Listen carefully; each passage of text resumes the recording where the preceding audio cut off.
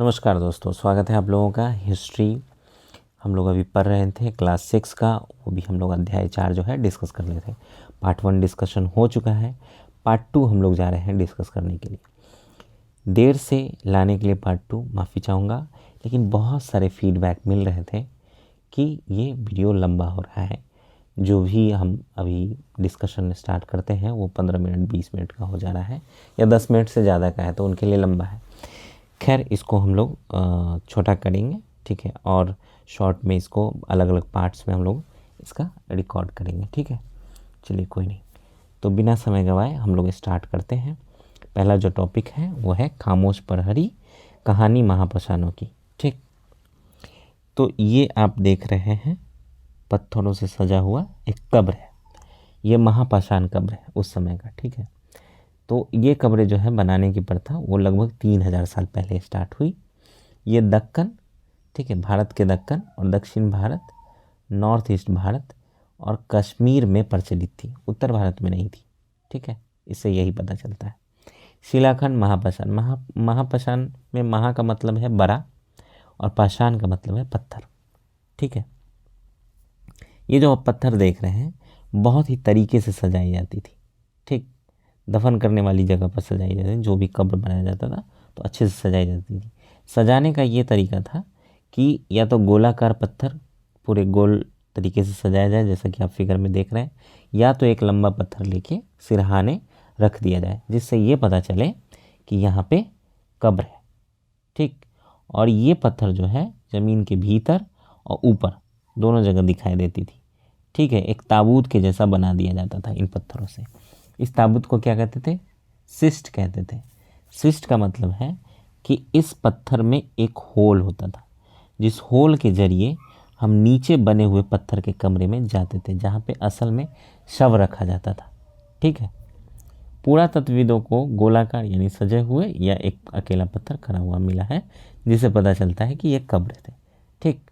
कब्रों में जो सामान मिले हैं, ठीक, समानता मिली है कब्रों में। उसमें क्या मिला है कि मिट्टी के बर्तन वहाँ पे मिले हैं जो कि काले और लाल रंग के, ठीक है। ये समानता मिली है कि कब्रों में इस तरह मिट्टी के बर्तन मिले हैं। आगे हम जानेंगे कि मिट्टी के बर्तन का क्या मतलब है किसी कब्र में मिलने का, ठीक है। तो कब्रों में मिले सामान के बारे में डिस्कस कर लेते हैं। देखिए, लोहे के सामान मिले हैं, लोहे के औजार, हथियार भी मिला है लोहे का, ठीक। घोड़े के कंकाल मिले हैं प्लस घोड़े का नाल भी मिला है, ठीक। और कुछ सामान तथा पत्थर और सोने के गहने भी मिले। अब सोने के गहने भी मिल रहे हैं, मिट्टी के बर्तन भी मिल रहे हैं, तो इसका क्या मतलब है वो आगे देखेंगे, ठीक है। कुल्हाड़ी भी मिला है, ठीक, खंजर भी मिला है यहाँ पे, ठीक है। चलिए आगे बढ़ते हैं। अगला टॉपिक है कि लोगों की सामाजिक असमानताओं के बारे में पता करना, ठीक। तो देखिए, मिट्टी के बर्तन मिले प्लस गहने मिले, तो इससे पता चलता है कि जिस कब्र में मिट्टी के बर्तन मिले वो संभवतः गरीब लोग थे, और जहाँ पे गहने मिले संभवतः वो अमीर था, ठीक है। तो कब्र में कंकाल के साथ पाई गई चीज़ों में माना गया है, पाई गई चीज़ों के आधार पर माना गया है कि कुछ तो अमीर थे, कुछ सरदार थे, कुछ गरीब थे और कुछ सरदार के अनुयायी थे, ठीक। इसी तरह एक ब्रह्मगिरी जगह है जहाँ पे एक आदमी की कब्र से लगभग 33 सोने के मनके मिले हैं, उसके अलावा शंख भी मिले हैं, ठीक है। तो इस तरह से हम अंदाज़ा लगा सकते हैं ये वाकई कोई अमीर आदमी था, ठीक है, जिसका ये कब्र था। दूसरे कब्रों में हमें मिट्टी के बर्तन मिले हैं, ठीक, तो वाकई ये गरीब था, ठीक है। यह सामाजिक स्थिति में भिन्नता को दिखाता है। देखिए, क्या समाज में कैसे एक कोई अमीर कोई गरीब उस समय भी था, इस बात को दर्शाता है, ठीक है। अगला टॉपिक है क्या कुछ कब्रगाह उसको कहते हैं जहाँ पे बहुत सारे कब्र हो, जहाँ पे बहुत सारे लोगों को दफनाया गया हो अलग अलग जगह पे, ठीक है, और एक क्षेत्र हो, एक एरिया हो, तो उसको कब्रगाह कहते हैं। तो क्या कुछ कब्रगाहें खास परिवारों के लिए थी? देखिए, खास परिवारों के लिए इसलिए कहा गया क्योंकि एक ही जगह एक से अधिक कंकाल मिले, ठीक है। तो इसका मतलब कि अलग अलग समय पे एक ही परिवार के लोगों को वहाँ पे दफनाया गया, ठीक है। माना गया कि एक ही परिवार के लोगों को वहीं पे दफनाया गया अलग अलग टाइम पे, इसलिए एक कंकाल के ऊपर दूसरा कंकाल मिला। ऐसे स्थान पर गोलाकार लगाए गए पत्थर चिन्ह का काम करते थे। इससे क्या होता था कि जब दोबारा दफनाने के लिए आए तो हमको पता हो कि कब्र कहाँ पे, ठीक है, कहाँ पे दफनाया गया था। अगला टॉपिक है इनाम गांव के लिए विशिष्ट व्यक्ति की कब्र।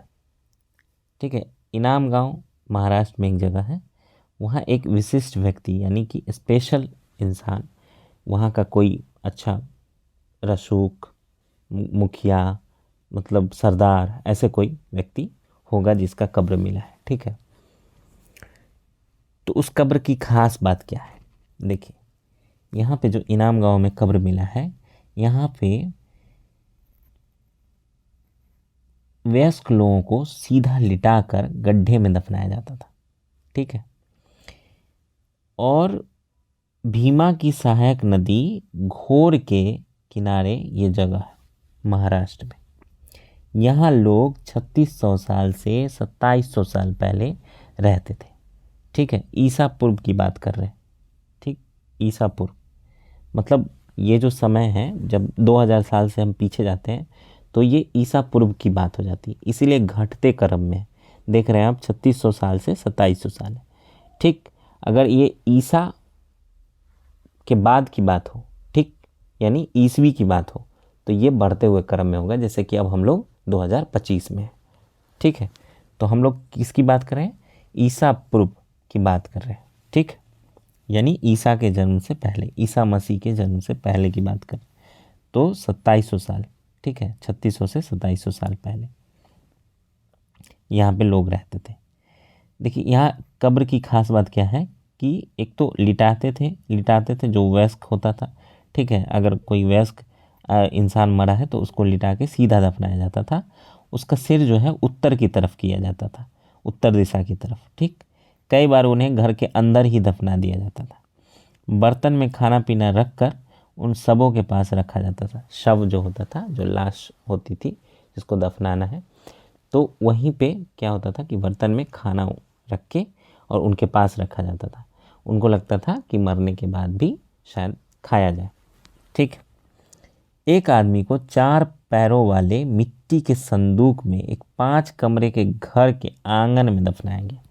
तो मान लीजिए कि इस तरह का मिट्टी का एक संदूक है जिसके 4 पैर हैं। ठीक है, चारों तरफ से, और 5 कमरे वाला घर है, 1 कमरा, 2 कमरा, 3 कमरा इसके चारों तरफ, और बीच में ये आंगन है। ठीक है, 4 कमरा और 5वां कमरा। ठीक, बीच में आंगन है, तो बीच में दफनाया गया था उनको। ठीक, यही कहना। यह घर बस्ती के बीचों बीच था और सबसे बड़े घरों में से एक था। ठीक है, यानी किसी प्रधान का, मतलब अच्छे अमीर आदमी का होगा। यह एक, यहाँ पे क्या है, एक अनाज का गोदाम भी मिला है। सबके पैर मुड़े हुए थे। देखिए, वयस्क लोगों को सीधा लिटा कर किया जाता था, मतलब दफनाया जाता था, लेकिन सबके पैर यहाँ पे मुड़े हुए, तो अच्छे खासे एज में मरा होगा ये आदमी। ठीक है, चलिए अगला टॉपिक, क्या बताते हैं हमें कंकालों के अध्ययन। अब कब्र से जो कंकाल मिले हैं उसका हमें एनालिसिस करने पे, अध्ययन करने पे क्या पता चलता है। ठीक है, रिसर्च करने पे आकार के आधार पे हम लोग पता लगा लेते थे कि ये बड़े का कंकाल है या किसी छोटे बच्चे का कंकाल है। ठीक है, किसी वयस्क का है या बच्चे का है, लेकिन हमें जेंडर का पता नहीं चल पाता था। जेंडर का पता नहीं चल पाता था कि लड़की का है कि लड़का का है।